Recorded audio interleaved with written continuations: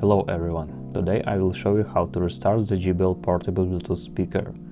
You usually need to restart if your speaker is charging and hangs in charging mode.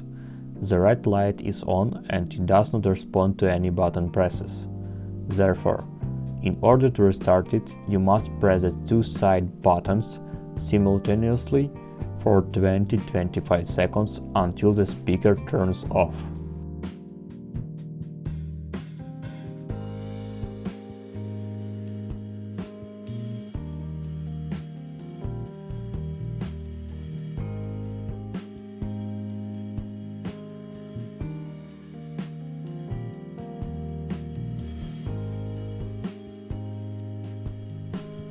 Everything. The portable Bluetooth speaker restart and turn it off. Now, try to turn it on and connect to your device.